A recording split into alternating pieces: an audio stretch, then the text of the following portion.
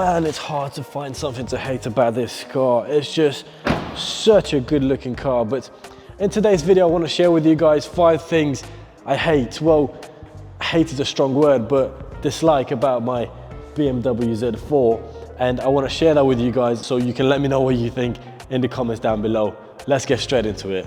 So in one of my previous videos, I mentioned specifically the fact that I love the way you've got the bonnet that sort of completes this wheel arch here. And I do, I absolutely love that. However, the one thing that I hate is this front bumper and the way that it's held onto the car. So here, it lines up perfectly. So the gap on the left-hand side is a little bit bigger. It doesn't line up similar to the other side. And it's not because the car was in an accident or anything like that. It's just the way that the front bumper is held on. So when you open this bonnet, it's held on to the actual plastic and the internals of the car. But it sort of moves. So it moves up and down. You can fix it in place so it's a little bit higher, but then it just gets back loose again over time and it changes. So that's the one thing, that's the first thing that I hate. Okay, so number 2 on what I hate about this car, and that is the headlights. So up until about 2013, you had these yellow angel or halo lights on this car. They look good, but what I don't like is the fact that they are yellow. From 2013 onwards, you get the new xenon white headlight, which look really, really cool.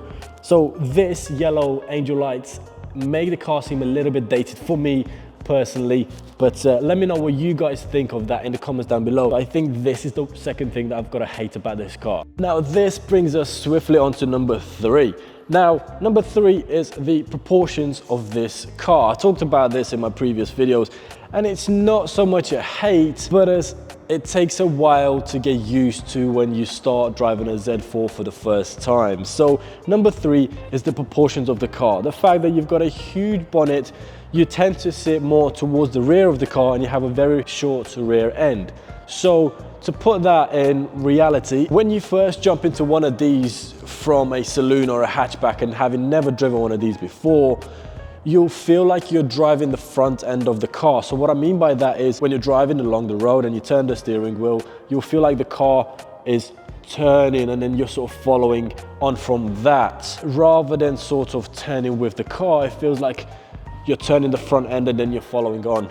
Difficult to describe, but that is my number 3. And moving on swiftly to number 4, that is the boot space that you get with this car. It would be good if the car was unlocked, so let's unlock the car. So I've got the roof down and there's not a lot of space to maneuver. That's all you get is literally a handful of space to squeeze your stuff underneath. But that's not the point, because when you buy a car like this, you expect the boot to sort of be not great. But with this car, because it's a hardtop and BMW's mechanism for the hardtop, you get these 2 big bulges from the mechanism that sort of restrict the space even further. So when the roof is up, these bulges are still in the way. Speaking of space, my car has the optional through loading system. So in between the seats here, you've got this little compartment that opens up.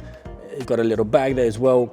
But essentially from the boot, you can push your skis through that little compartment and have them come through into the cabin if you do plan on taking this car for a long skiing trip. So this brings us on to number 5, and that is the fact that you can only get this car with 2 seats. Unlike a 4 Series or an Audi TT, this car, no matter how much you love it, how much you want it, you can't get it with more seats. But there you have it, 5 things I hate about the BMW Z4, in particular my BMW Z4. Hate is a very strong word, so these are 5 things I dislike. I'll be completely honest, I did Google some cons or drawbacks or negative things about the Z4 online before I made this video. There is not a lot out there. This car is fairly reliable if you've picked a good serviced one, but those are 5 things that I personally dislike about the car. So let me know what you guys thought of this in the comments down below.